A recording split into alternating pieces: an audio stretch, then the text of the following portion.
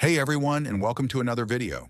Today we're diving into one of the most influential books on success and wealth ever written, Think and Grow Rich by Napoleon Hill. And yes, even John read this book. Though it took him a little longer, don't worry, we'll break it all down for you. We'll go through all 13 principles in detail, share examples from the book, and explain how you can apply them in real life. Stick around until the end for John's take. He always has a unique perspective. Think and Grow Rich was published in 1937 after Napoleon Hill spent over 20 years studying more than 500 of the most successful people of his time, including Andrew Carnegie, Henry Ford, Thomas Edison, and Alexander Graham Bell. Carnegie challenged Hill to discover a formula for success that anyone could follow. Hill's conclusion: success starts in the mind. Thoughts, beliefs, and mindset shape actions, which in turn create wealth and achievement. The book outlines 13 principles, which together form a roadmap to success. Let's explore them one by one. 1. Desire, the starting point of all achievement. Hill insists that nothing begins without desire, but not just any desire, a burning desire. It's not enough to wish for success. You must have a clear, definite goal, know exactly what you want, when you want it, and what you're willing to give in return. For example, Edwin C. Barnes wanted to work with Thomas Edison.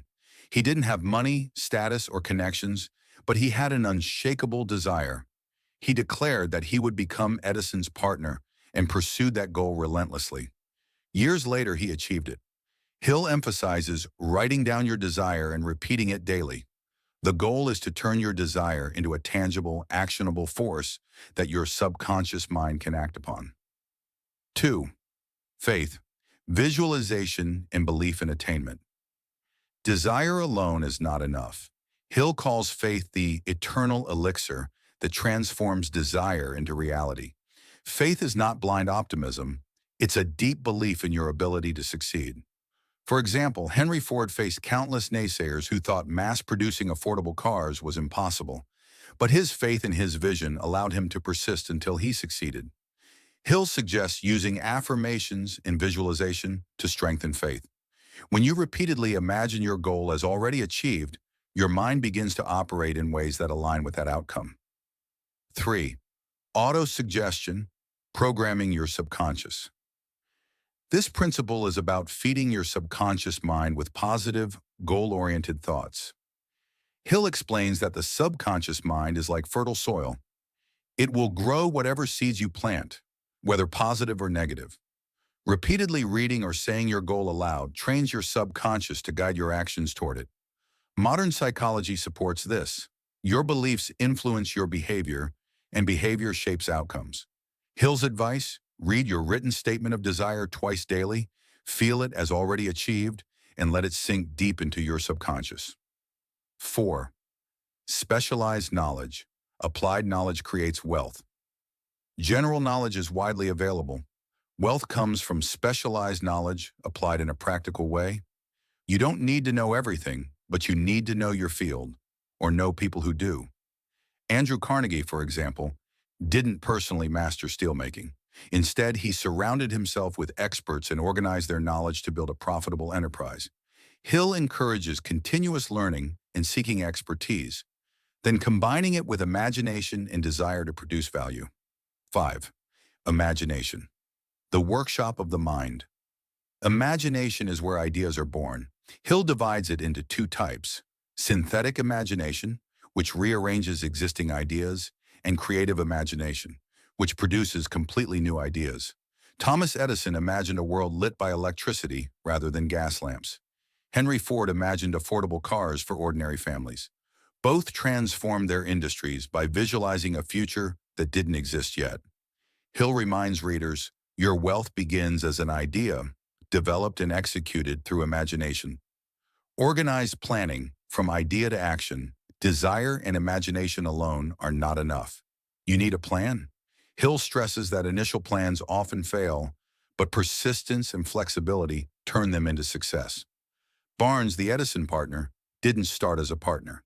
He took small jobs, proved himself, adapted his approach, and eventually achieved his goal.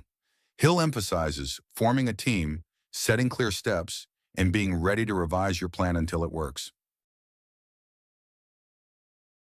7. Decision. Overcoming procrastination.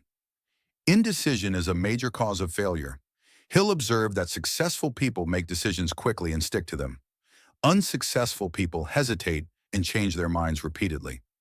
Jeff Bezos, for instance, recognized the potential of the internet and acted fast, launching Amazon before others even saw the opportunity.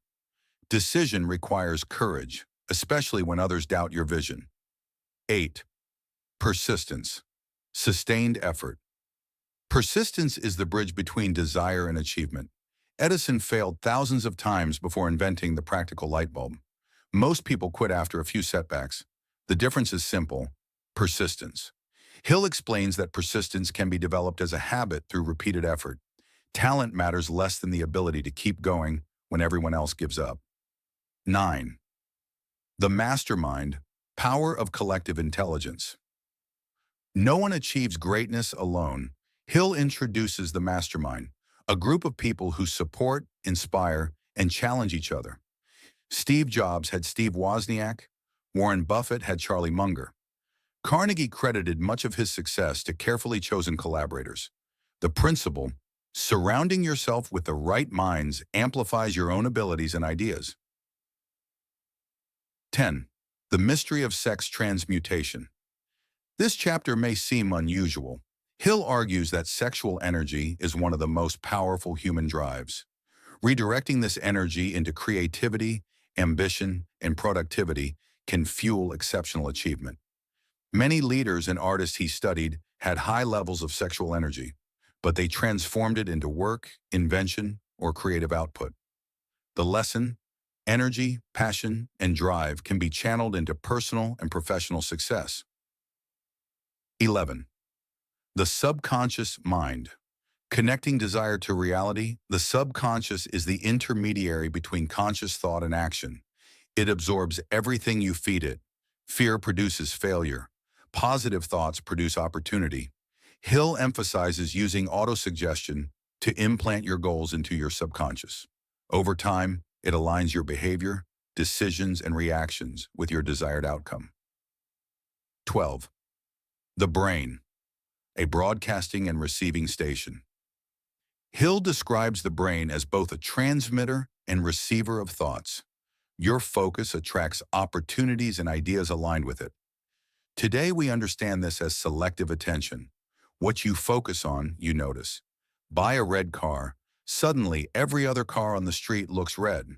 Your mind tunes into your goal and notices opportunities you might have otherwise missed.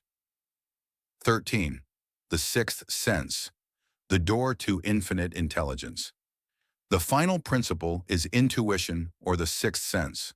Hill explains that once you master the first 12 principles, your subconscious begins giving flashes of insight, hunches, gut feelings, or sudden ideas. Many successful leaders relied on this intuition.